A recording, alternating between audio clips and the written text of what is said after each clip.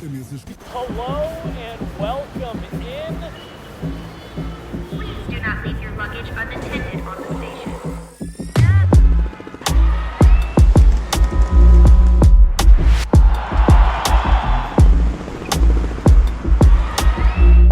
Welcome to the show. Hello everybody, how's it going? Jesse Montano, Meghan Angley, and we are joined by a very special guest today on a special Monday edition of Gorilla Sports Off Ice. We are lucky to be joined by Ryan Bach, President, Alternate Governor, Colorado Eagles. You've won a lot of different titles there. Thanks so much for coming down, making the trip down the Hockey Highway. Well, thanks for having me. It's great to be here and get to see your studio today and everything that you've got going here with Gorilla Sports. So excited to be here. Yeah, it's we've been talking about lining up to be able to chat with you. There's so many exciting things going on with the Eagles and with the organization as a whole, and a lot of changes coming for you guys that have already happened, and then changes that we're hoping are on the near horizon. So we're going to get into all of it. But I guess let me just start real broad, real basic. You know, it's crazy how fast the season goes by. For you up in Loveland with the Eagles, how has this year been kind of, you know, from your perspective, 10,000-foot view?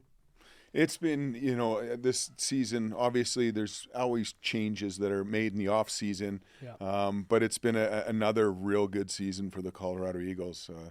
You know, from start to finish, coming out of training camp, obviously you see the new faces and some of the new young talents that we've had in the lineup. And I think the biggest thing is we've had a real good balance of leadership and young players, and then with some new changes in the coaching staff, there's been some great additions. So overall, sitting in a real good position right now, and I think that's something that the team's continuing to build on each and every day. Let's talk, you know, a little bit about you and how you've ended up kind of in this role, because there is a lot I want to talk about relative to what you just said. You know, it's been a good year for the Eagles. It seems like every year is a good year for the Eagles, and I want to get to that. But you are, you know, you played at Colorado College, and I know you played a couple different places while playing pro, but it seems like you keep coming back here. Just walk, for folks who don't know a little bit about your path, what it was about Colorado and you know, what kept you here, because you did play with the Eagles. Yes, I did. Yep. Yeah. So following my CC career, I played at Colorado College for 92 to 96. Okay. And had some real good years there, and obviously loved living in Colorado. And then from there, I was during that time, my senior year signed with the Red Wings. We don't want to say that too loudly around here, but that's my first 3 years as a pro. I played in the American League, and then in the AHL. So that was my starting point. I played 8 years professionally following that. Went with the LA Kings organization for a bit, and then over the Florida Panthers, and then ultimately I ended up going over to Europe and played 2 years there. Yep. And then came back in 2003 with the opportunity to be back in Colorado and play for the Colorado Eagles. You just can't pass that up. Can't pass up coming back to Colorado. Yeah, and it was always on my mind, you know, the years that I had living in Colorado, and obviously the friends and people that I met along the way. I knew that the opportunity ever presented itself to come back, I would be here, and here I am another 25 years later. Do you ever catch Meghan just following you around heckling you for being a CC grad? Oh, no. Yeah, I'm sure. Well, finally the rivalry's back, which is, you know, the CC-DU rivalry. We've been to a couple games, and obviously the new building with Robson, I think that's helped their program. So good to see they're now on the up. Yeah.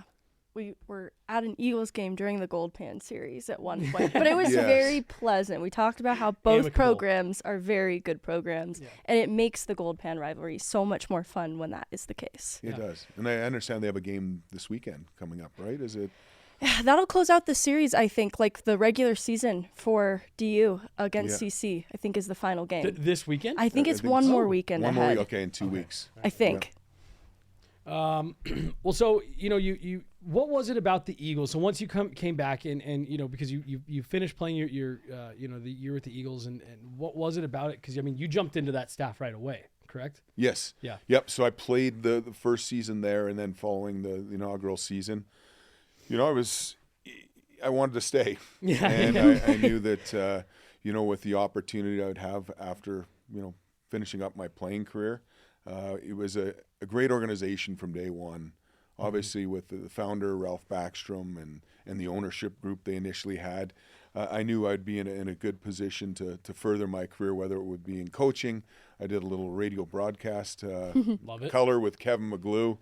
So I did a lot from the get-go, which obviously has propelled me to, learning a lot in the professional hockey world and of where I am today.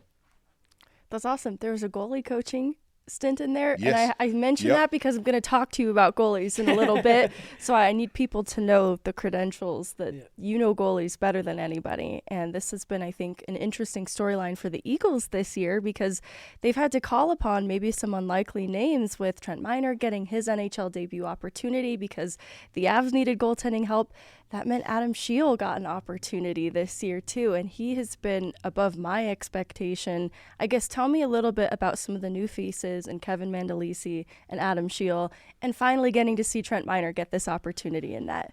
Yeah, so I had the opportunity to obviously work with Trent coming in out of junior hockey, and to see where he's gone and the steps and progress he's made with his game is really impressive. He's obviously a very hardworking student of the game. Anytime he's at the rink, he's a pleasure to be around. And, just to see him go from where he came from junior into the American League and the success that he's had. I mean, he's played some big games for us. And then to see him get up this year into the National Hockey League just says so much about him and what he's done to get there. And I'm sorry, I don't mean to stop it here, but just, we were remarking at the beginning of the season, he just seems like the type of guy that no matter what you ask him to do, he shows up every day. I mean, he's done ECHL stints, he's been with the organization for a long time. And I mean, he just seems, like you said, excited to be there no matter what every day. And so it was great to see him get a chance this year at the NHL level. Yeah, just a true professional. And he's the type of goaltender that, exudes confidence when he's out there. And I think that players from the bench and the players that are on the ice know that when he's in, he's, going to give him a chance to win. And he's done just that this season. What is it like for you guys, because obviously you guys are always trying to put together a winning team as well, to see players get called up that are sometimes the players that are having an impact for you. What is that kind of like for you to balance that? Like, man, we need this player tonight, but it's awesome to see him get the opportunity. Or do you not even really think of it that way? No, and I think that was established from day one when our became affiliation with the Colorado Avalanche. Is there's two parts of it. It's a development league, so you have to develop the players, but you also want to have that competitive team out on the ice. And I think that's one thing they provided for us is a talented pipeline of young prospects with a balance of veteran players. So I think it's special in a sense, not only from myself watching these players as they come in as young pros, and then their ultimate goal is to get to that next level. But it's our fan base that really follows, being so close from Loveland to Denver. Totally. It's the hockey highway. And I think the excitement that they see when an Ivan Ivan's playing in our building or a Trent Miner, and the next night he's wearing a Colorado Avalanche jersey, I think that just goes to show that they love to see these players, reach the ultimate goal, which is to play in the National Hockey League. Yeah. That's been a pretty special storyline this year, too, with 8 NHL debuts. Not even mentioning Keaton Middleton graduating from the American League to the NHL. We were talking about it just before we went on. Can you tell me a little bit about the pride that you wear this year in particular as a front office, seeing those players graduate and have an impact at the NHL level? Yeah, I think, that's for us from day one, and this is what I've learned about the Colorado Eagles organization, is they've established a winning culture. And whether that's, in the front office or into the locker room, onto the ice. And I think that's one of the areas that we've really prided ourselves on, and obviously getting the support with the from the Colorado Avalanche really helps us. But that's something, again, that, we continue to strive. And then when you see a player like Keaton Middleton, who's put in the time, I mean, this just didn't happen overnight. It's a process for these players. He was extremely patient, and anytime he was on the ice for us, wearing the Eagles jersey, we knew what we were going to get. And it's 100% compete every time he's out there. He's a leader on and off the ice, and now for us to see him again, playing in the National Hockey League, that's what makes it so exciting and rewarding for us to see players like that. Yeah. I want to ask you about what you just talked about with the winning culture, because I wanted to talk to you about this. You know, I remember when it was 2018 when you guys were, granted the I believe they referred to you as an expansion franchise into the AHL. Yeah. But I remember us having the conversation of the expectations and the culture that the Eagles had set.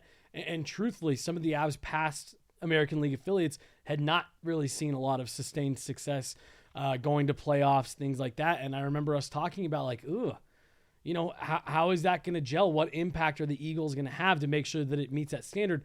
You guys have not missed the playoffs since becoming the Avs American League affiliate. What was that process like? And was that a conversation that you guys had of, hey, we have an established culture of winning here. We don't care what league we're in. We want to be competitive. Or how was that whole process? You know, obviously you have those conversations because leading us, going into the American League, a lot of people forget that 2017, 2018 is when we were in the ECHL. And at that time, we were starting to get, smaller affiliation agreements started with the Colorado Avalanche, of which they were sending us players. Hence, we were able to win back-to-back Kelly Cup titles. Yeah. So I think that really set the stage for us as, continuing on as we transformed into, moving into the American Hockey League. So that was just from day one. I mean, there's some expectations there. And I believe, when you get these young players in with our veteran players and our great fan base, I mean, it's an energized building. So I think that in itself, too, really helped us get out of the gate early. And like you said, making the playoffs, it's important. And, for our fan base, they're there from the start of the season and throughout, and they want to see playoff hockey. And I think that, the Avalanche have given us the depth to do that. And then the coaching staff obviously plays a big part in that as well. And the Avs had a record number of players to dress in an Avs uniform this year. I imagine that translates to a record number of call-ups, which makes probably setting the lineup on a nightly basis for the Eagles very difficult to navigate, which is why I want to highlight how competitive this team has been this year. And I want you to talk about the resilience of this group, not only in the players and the leadership that are there, but in the coaching staff and kind of how that's by design. You got the right people and players and coaching staff to make this a resilient group. Yeah, again, and that's a very good point, is it's the development mindset. They're there to develop as pros and as people. So, that's having players like that. I think they do a real good job of, the character first. And I think when you talk about resiliency, the lineups change on any given night. There's call-ups, and every team goes through it. So I think we're no different. It's just, I think, how you handle it. And when you have a supporting cast with the coaching staff that we do, with Coach Schneekloth, Coach Heinold, and Coach Branham, and then everyone else that's a part of that, I think that's where they're striving and pushing these players to, hey, you may not be getting your chance right now, but we're preparing you for when you do get your opportunity, that you're going to give us exactly what we expect out there. So, it's been a season, too, where there's so many call-ups, and you can't control that. But at the same time, you support that, and you make the necessary adjustments. And I think that's where our coaching staff has done a tremendous job in that area of making sure that that whole group of players, and they're prepared to go. It's Schneekloth's second year as head coach, and I have asked you before, how did you guys know as an organization that you had the right guy? Obviously, he's been behind the bench with the Eagles and their success for a while now, but are you seeing a Schneekloth vision come to life even more so in this second year? Yeah, there's no question. And, looking back, I think he learned so much, obviously being under Greg Cronin for the prior 5 seasons. But you knew from day one, even when he was a head coach. I was a goaltending coach when we were with the ECHL, and we won those back-to-back championships. And just the way he prepares, but he has that calming demeanor that when he walks in the locker room and he needs to demand what he needs to out of the players, it's there. But he also knows and has that balance of when he needs to pull back to let these players take a breath. And I think they've responded so well to that mindset of that coaching style. And he's done an excellent job for our organization. you mentioned the fan base a moment ago. We've had multiple players who have come from other organizations, who've gone up and down between the Avs and Eagles, and they have said, I played in other AHL buildings, I played in ECHL buildings, this is the best one. The crowd is the best. It's the most engaged. It's the loudest. That is the part that no matter how many times I go up to see a game up in Loveland, I'm always taken back by how passionate that fan base is. Because that's, when you talk about, minor league teams, it's usually, smaller buildings, the crowds aren't as full. They got to do a lot of gimmicks to get people in. That is just so not the case up in Loveland. The building is packed every night, it seems like, regardless. It is, and that's where, again, from day one, who would have thought that, bringing a team into northern Colorado, you would get the following and support that we've had for such a great fan base. Mm-hmm. And it's continued to grow. Obviously, starting out in the CHL, it's a new thing for the northern Colorado area with professional hockey. Then you go to the ECHL, and it's the same fan base, and now they're learning and understanding the game. And then now being in the American Hockey League, they're seeing the second best league in the world, and the stars and future stars of tomorrow to play in the National Hockey League. I think they thrive off of that. And every night they're in that building, like you just touched on, it's electric. Yeah. And that's, again, I think that brings our players, stepping out of that ice each and every night to a whole nother level of like, okay, we want to do what we can for this great fan base. And, they're going crazy. And as loud as the building is, I think the players that get to play in that environment every night, they absolutely love it. But it's also the opposition. I mean, every time you're in that building, I think it's bringing both teams up to a whole nother level with the roar of the crowd and how energized the building is. I think the Eagles' home record reflects that there is truly a home ice advantage playing at Blue Arena, and I can still hear cowbells anytime that I leave. It's ringing in my ears. Yeah, it's cowbell country, and we have the cowbell night that one game a season, and that's where it's, even for myself, it's you're ringing for memorable. A few days after. But I mean, that's part of the in-game experience that our front office has been able to provide. And I think going from on the ice to off the ice, preparing those on each end. We have the theme games, and we have, obviously you just touched on the cowbells. There's so much, and all the effects and the lights and the sound. They do an excellent job of the entertaining side of our fan base, but they obviously add to it, and it becomes an amazing experience for new fans and the fans that are in the building each and every night. I think you guys run a great pregame report as well, I got to say. Yeah, you do. And that's one of my favorite new additions. I get to see how what we're up to and what the Avalanche have been doing, so it's been great. It's great. You mentioned the theme nights. I love the theme nights and all the different jerseys. Sorry, go ahead, Megan. Sorry, I was going to go a different direction. No, take it. I just wanted to get that comment in. When I talked to Kevin MacDonald this summer, one of the things he wanted to see this year was a scoring punch. And that's hard with turnover. Each year you lose some of your highest points getters. But I feel like this has been a team that has led in goals per game all year. How have you seen that scoring punch delivered this year in players like Phillips, Megna, Tynan, MacDonald? Yeah, well, we're a fast. That's another element of our game, is we're a fast team. We have pace, and I think anytime you have that in that building, when you're playing teams that are coming from, and they're coming into the altitude, that certainly helps as an advantage of, when you play the opposition. But to your point of, the scoring depth that we've had this year with Phillips, and obviously getting offense from defense with MacDonald and Megnas and Sean. I mean, these are all players that obviously have that skill set that bring it each and every night. And I think the chemistry that they've been able to build, with the veteran and the youth mix, is they've done a great job. And as a result, they've been able to put up some offensive numbers that have been real impressive. I'm glad you mention it, because it does seem like it's coming from throughout the entire lineup, which points to good construction in terms of depth. How have you seen the front office address depth throughout this year? Again, they've done a great job in a sense that, like we were discussing, the call-ups, that's going to happen. Yeah. So what happens is it's a trickle-down effect. So they do a real good job, the Avalanche, and the management there, of giving us depth in Utah, which is an ECHL. Yeah. So we're able to draw players. That's where Shield came from. And look what he's done for us. So it's what they do down there to make sure that coaching staff's preparing that next step when they come to play for us. But it's all about the depth. And you look at our back end, and I think we have the toughest defense six in the American Hockey League. We're big, but we're also skilled, and we're tough to play against. And I think when you have that, and you have the scoring depth up front, and the four lines, and the combinations, and what they've been able to do there, the power play, specialty teams, it's all a big part of being able to have success. And they continue to work on it each and every day, and in hopes that you continue to climb the ladder in the standings.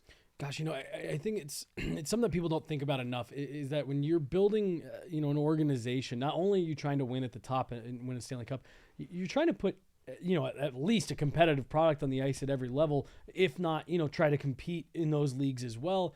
And so, to hear you talk about that, I don't know if maybe that's something that we've talked about enough, is what the organization has done from the NHL to the AHL to the ECHL, of icing competitive rosters and bringing in quality players that can play at multiple levels. Yeah, and that's a real good point, because it's such a competitive league, and it's a tough league to win in every given night. It doesn't matter if the first, in our division is playing the 10th place team, you're in for a battle. And I think that just says so much about the parity of the league and the process that every organization goes through with your young players, and it takes time. Young goaltenders, they just don't come in from junior, with like Trent Miner has had to put in the time, and he's obviously, progressed with his game. But that's something, again, that the Avalanche organization has given us the competitive depth. Yeah. And, you talked about, again, making the playoffs each and every year, and that's something you want to continue to strive and build from.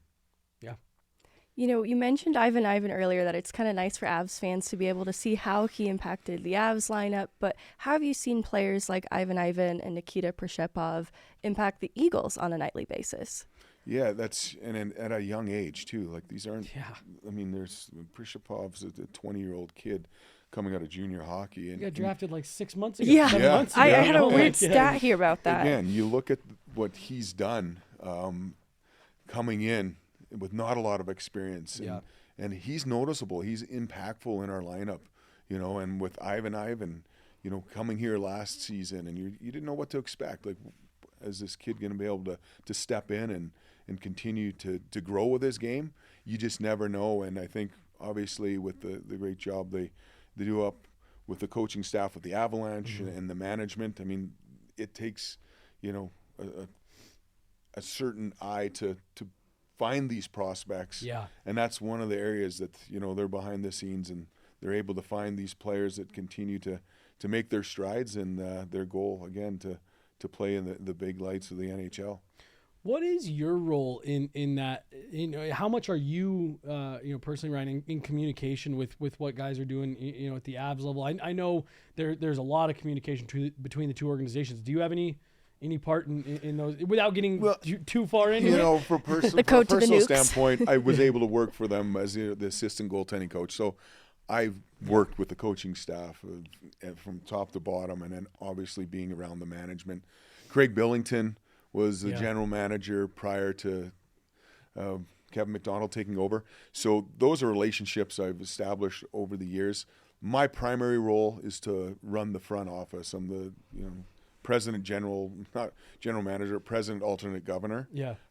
And so my job is to make sure that we're taking care of the players when they are in Loveland and playing at Blue Arena. Whatever we can do as an organization to put them in an environment to help them excel. That's real important for us. But I also have a relationship where, when Kevin's there sitting at the game, we can talk about players. Yeah. I know the goaltenders, so they've always been a spot in my heart for the goalies. So just being around that, and I'm still able to, get down to the rink and be around the guys. And it's important for me to get to know them and their personalities, because they're a big part of everything that we do in the community with our front office and the community outreach. That's something we continue to grow on. And we were talking about the theme nights. This Wednesday we have our Build a Bike program, which is, Chevron, one of our great partners. You come in, we build players after practice. We all get together, build 250 bikes. Wow. That will build them, distribute them to less fortunate. That's awesome. Several schools. Amazing. All in one day. So it's, it's very impactful. Yeah. And again, those are areas that, I personally want to continue to strive with our front office staff and be the best that we can, building this organization and taking it to a whole nother level. Well, if you're the one responsible for making sure that players are taken care of when they're up in Loveland, as someone who's been lucky enough to be up to plenty of Eagles games and get a closer look at some of your guys' facilities, I don't know if there's many AHL teams that take better care of their players. So, like I said, being lucky enough to see behind the scenes, if that's all you, I don't know if there's a better one in the biz. Yeah, it's organizational leadership, and I think this was established from day one with Ralph Backstrom.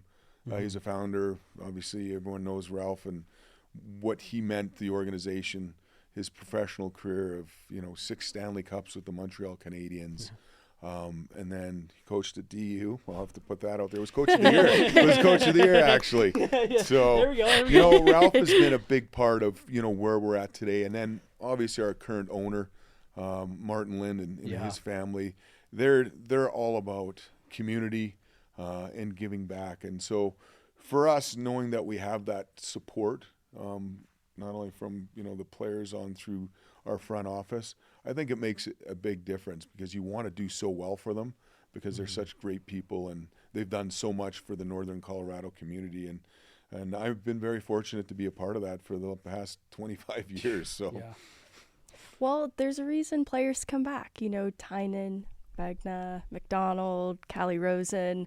I'm looking at MacDonald and Megna in particular because you talked about how a character fit is really important for the Colorado Eagles organization, and those two leaders spring to mind immediately because of the character that they have on and off the ice. Why is that so valuable to bring them back to this organization? It's so important. I mean, to have that, the leadership, but it's also they're players that have been here and knew how special it was to play, in front of these great fans that we have there. But then also getting to know our owner and getting to see what the type of person he is and how he appreciates everything that they do when they're on the ice competing each and every night. Because it's one thing to have, a great in-game presentation, but it's also that compete level that has to happen every night on the ice.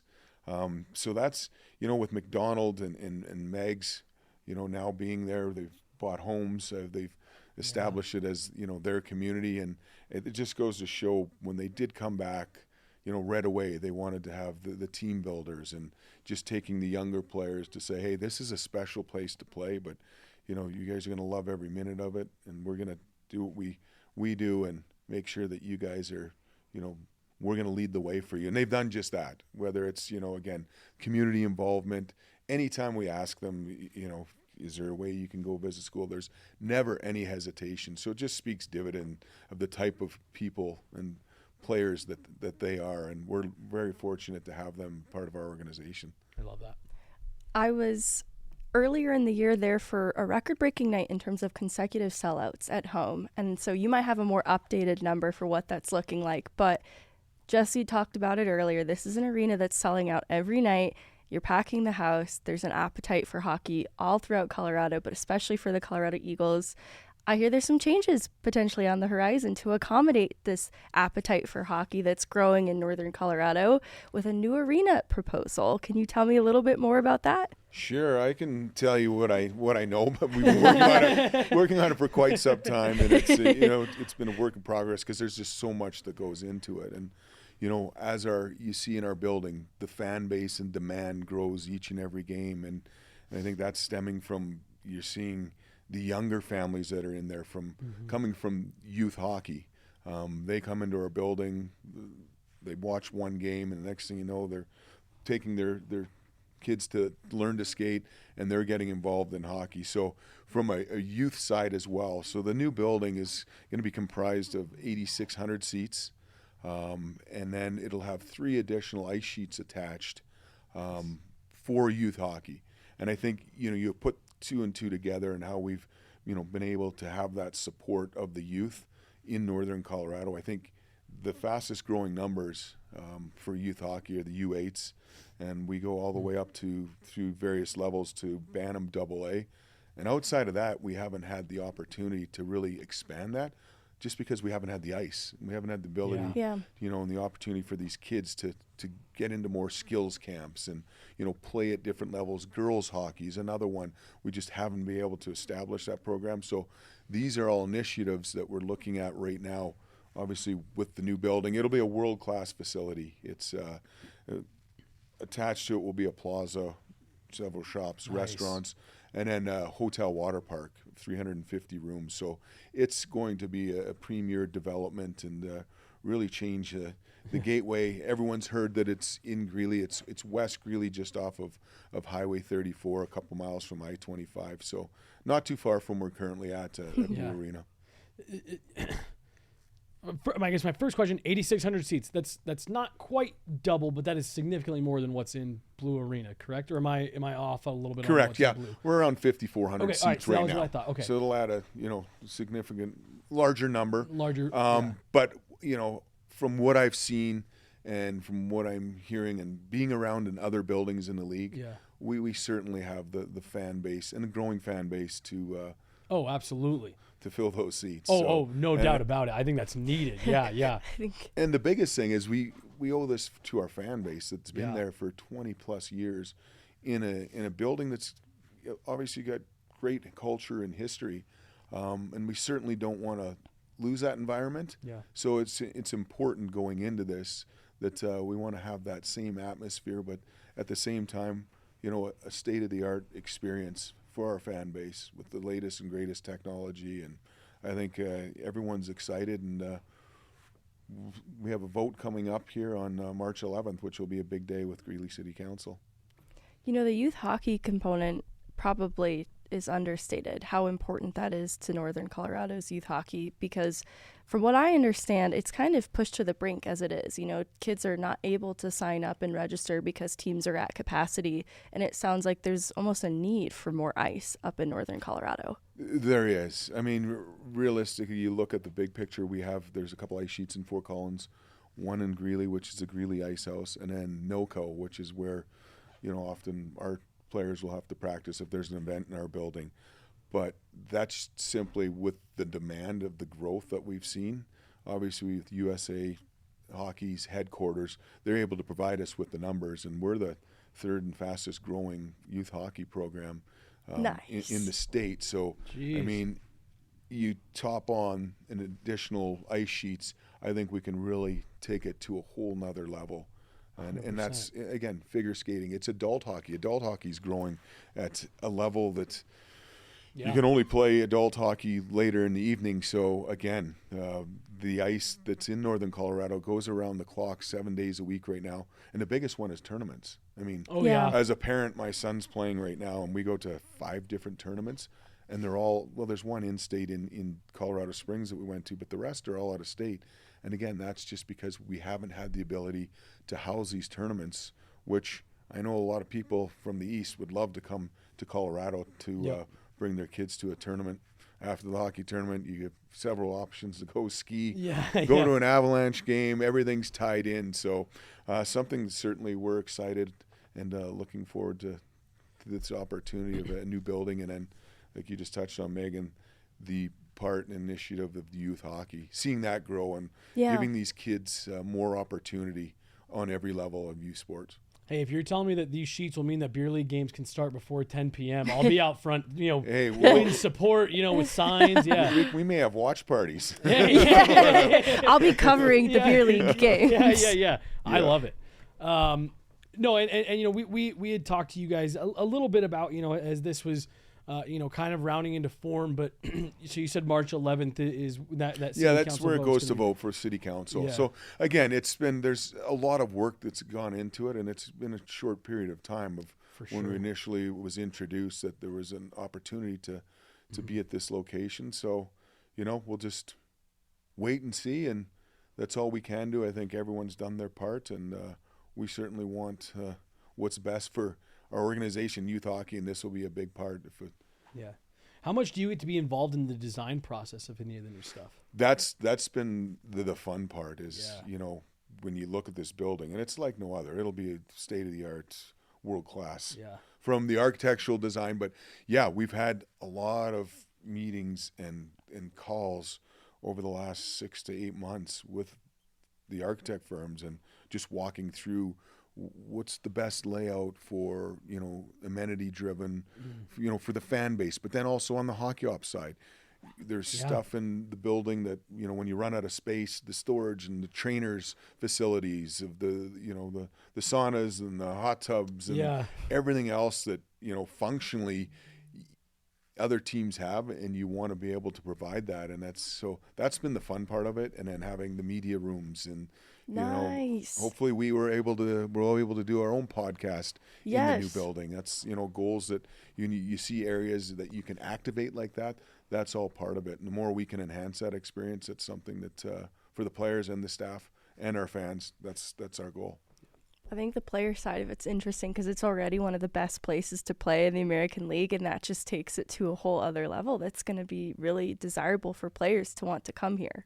Yes, and I think we've seen that year in and year out, that players that have been here and have wanted to come back, and but now every opposition, there's so many players in the summer that I'm sure calling, the agents are calling the management, the Avalanche, saying, "Hey, our player definitely wants to play in Loveland, Colorado." So that helps, because when a player is happy with their environment and where they want to live with their families and young kids, that's all part of it. But to be in a great place, it certainly makes a difference.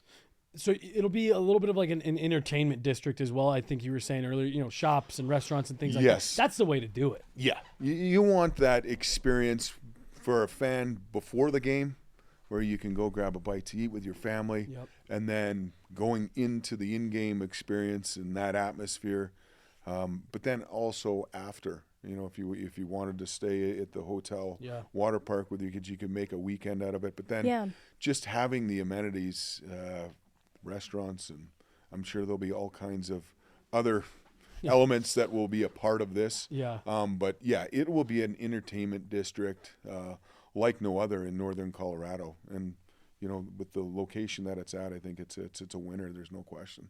Yeah, that sounds amazing. And I'm assuming you guys, one of those extra sheets will serve as practice facility, for the most part? That would be the goal. I think you see that across the league, is a lot of teams don't have the opportunity to play on the main arena or practice on the main arena ice surface, which is, we've been fortunate with the building that we're at now. 80% of the time, 85%, we're on that ice sheet. However, we don't have another one attached. So, to answer your question, it would definitely be, we'd have a practice facility. And hopefully the design that we're looking at now resonates the locker room, that you go into one side and back into the main locker room with close access. And I think that's important for the players. I mean, it's when you're going to have a locker room that they're going to have that you can call home, and then just be able to walk across and open a door to the practice facility. I think that's going to be, a real added incentive. I imagine that's something for you, that as you're drawing it up, like, it would have been nice to have that when I was playing, but all right. No, I had to make do with going over to NOCO, and it still hasn't changed.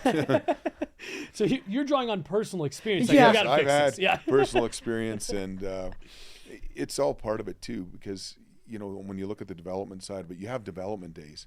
So to be able to have two ice sheets and be able to, go from one ice sheet to the next, and, without having delays, and I think there'll be so much opportunity, even for the Avalanche to have a development camp, or the rookie tournament. I think this would give us the ability to do that, and to NHL preseason, NHL camp. The list goes on. So I think looking at the foreseeable future, there's so much opportunity that could come from this new facility. Oh, Ryan, you've already been so generous with your time. You just said like 3 things that spurred more thoughts for me. I don't know if we have enough time for me to get through all of them.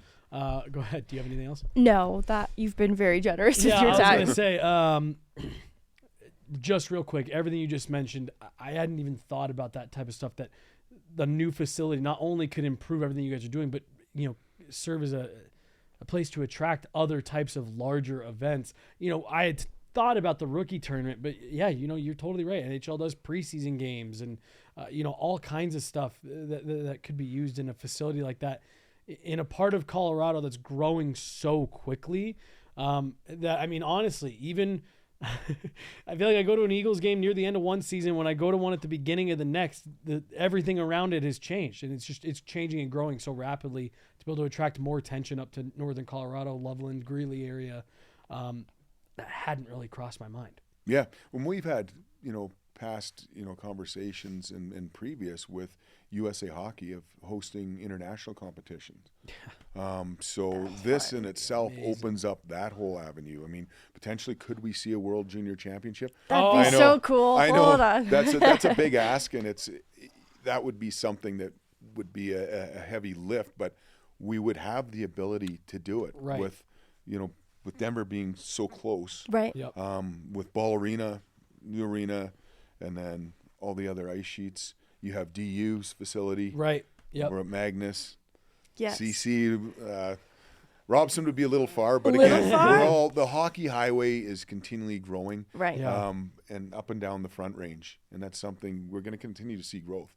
I mean, we have the fastest growth rate in Colorado. Why? Because people want to live, work, and play in such a beautiful place. And I think that's something that there'll be no slowing down in that area. Yeah. The people that are moving here, and it's young families, and being able to watch a National Hockey League product on the ice, and then just down the road you have the American League affiliate, which has been something real special. And it's a model I think a lot of teams are trying to go to now. Totally. And Colorado hockey fans are very lucky because, it hasn't always been that way where you can go 45 minutes up the road and see the prospects and like you said, that next generation. And there's a ton of fan bases that don't get that opportunity. We were sitting here with fellow goalie Nicole Hensley of PWHL, and we were talking about, they get a team out here in the next few years, they'll need a place to play. And like you said, there's just a growing list of options for sure. There is. And I think the synergies of the fan bases, like you just touched on with, being able to, they're in a building, whether it's Ball and they're announcing our score at a game or vice versa. Right. Yeah. So that really just creates more excitement within the fan in those venues. And I think it continually growing because the Avs fans, I would believe, are interested in seeing, how are our Avs young prospects doing right now, and then they get to see them come up and play. So I think it's a win-win on both fronts, and we're very fortunate to be a part of such a great organization, and then affiliation with the Colorado Avalanche has been a fantastic partnership. Yeah. Well, we're very lucky to have both so close to be able to cover both, because the on-ice product in Loveland is so good in its own right that people are missing out. If you have not been to an Eagles game yet this season, you got to experience the cowbells yourself. And we've been very fortunate to have you in for as long as we have this morning. Thank you so much, Ryan. You've been very generous with your time, so we appreciate it. And you are more than welcome anytime you want to stop by. Well, thank you so much for having me. And again, we appreciate all you do, for hockey and sports in general in Colorado. And we're, so excited looking forward to bigger and better things down the road with our partnership. And let's go 2 big games for us this weekend. Yes. Against Ontario. Ontario is sitting in first. We're 2 points behind in fourth. So it's a big weekend for points and positioning ourselves in the standings. So go Eagles. Let's go there Eagles. You go. Like Megan said, if you haven't caught a game yet, you are missing out. Ryan Bach, President, Alternate Governor, Colorado Eagles, thank you so much. And we feel the same way. We've loved it, being able to work with you guys this year. Look forward to doing more stuff in the future. So thanks so much for coming down. Ryan Bach, Colorado Eagles.